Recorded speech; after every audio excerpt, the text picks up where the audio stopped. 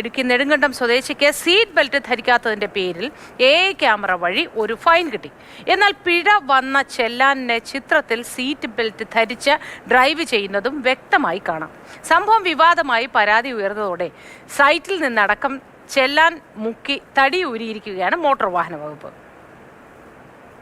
കഴിഞ്ഞ മെയ് 12-നാണ് നെടുങ്കണ്ടം സ്വദേശികളായ കാസിംകുട്ടിയും മകൻ അൻവറും കോട്ടയത്തേക്ക് വിവാഹ ആവശ്യത്തിനായി കാറിൽ യാത്ര ചെയ്തത്.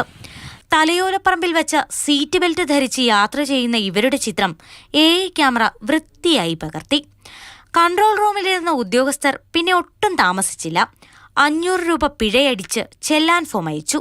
കയ്യിൽ കിട്ടിയ ചെല്ലാൻ ഫോം സൂം ചെയ്ത് നോക്കിയപ്പോഴാണ് സീറ്റ് ബെൽറ്റ് ധരിച്ചിട്ടുണ്ടെന്ന കാര്യം കാസിംകുട്ടിക്ക് വ്യക്തമാകുന്നത്. ആദ്യം പാല ആർടിഒസി വിളിച്ചു നോക്കി. അപ്പോൾ അവർ പറഞ്ഞ എൻഫോഴ്സ്മെന്റിൽ അത് അയച്ചേക്കുന്നത്, എൻഫോഴ്സ്മെന്റിലെ നമ്പർ തരാമെന്ന്. ആ നമ്പറിൽ വിളിച്ചു കഴിഞ്ഞപ്പോഴത്തേനും അവരത് കാര്യങ്ങളൊക്കെ പറഞ്ഞുകൊണ്ടിരിക്കുക. അത് കഴിഞ്ഞിട്ട് പിന്നെ ഒരു 3 പ്രാവശ്യം ട്രൈ ചെയ്തപ്പോൾ ബിസി പറയുന്നത്.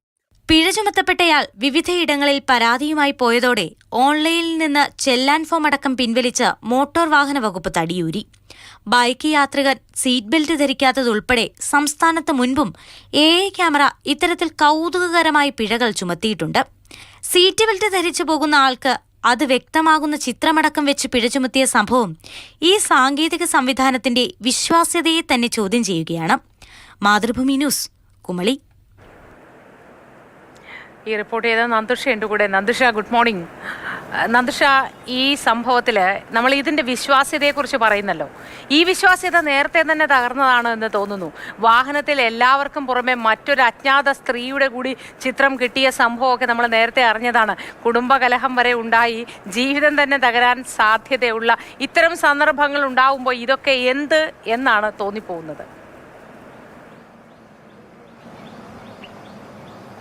മോത്തി പറഞ്ഞത് സത്യമാണ്.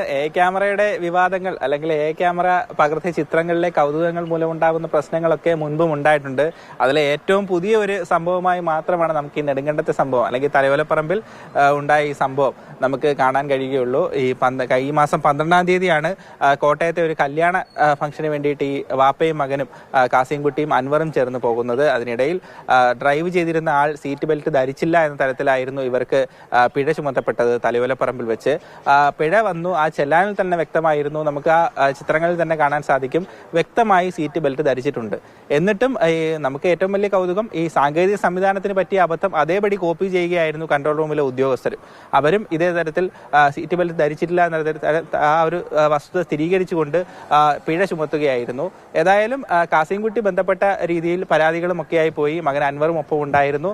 ആ പരാതിയൊക്കെ വാസ്തവമാണെന്ന് ബോധ്യപ്പെട്ടതോടെ അതൊരു വിവാദമാകാൻ സാധ്യത ഉണ്ട് എന്ന ബോധ്യമായതോടുകൂടി മോട്ടോർ വാഹന വകുപ്പ് ഈ ചെല്ലാനടക്കം അവരുടെ സൈറ്റിൽ നിന്ന് പിൻവലിച്ച് തടിയൂരിയിരിക്കുകയാണ്. നന്നായി നന്ദുഷ. കാരണം അങ്ങനെ ചെല്ലാനടക്കം പിൻവലിച്ചത് കൊണ്ട് ചീത്തപ്പേര് ഒഴിവാവും എന്നായിരിക്കും അവർ വിചാരിച്ചത്.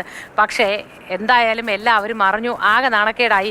ഇനിയും ഇത് തന്നെയായിരിക്കും സംഭവിക്കുക. ഫൈൻ വാങ്ങാനുള്ള ഒരു ഉത്സാഹത്തിന്റെ പുറത്ത് ഉദ്യോഗസ്ഥർ ചെയ്തു പോയതാണ്. സീറ്റ് ബെൽറ്റ് ഇട്ടെങ്കിൽ കൂടി ഒരു ചിത്രം എടുത്ത് അയച്ചേക്കാം എന്ന് വിചാരിച്ചു. ഇനി എങ്ങാനും ആ ചെല്ലാൻ കയ്യിൽ കിട്ടുന്നവർ പേടിച്ച് ഫൈൻ അടച്ചാൽ ഉള്ളതാവട്ടെ എന്ന് വിചാരിച്ചിട്ടുണ്ടാവാം.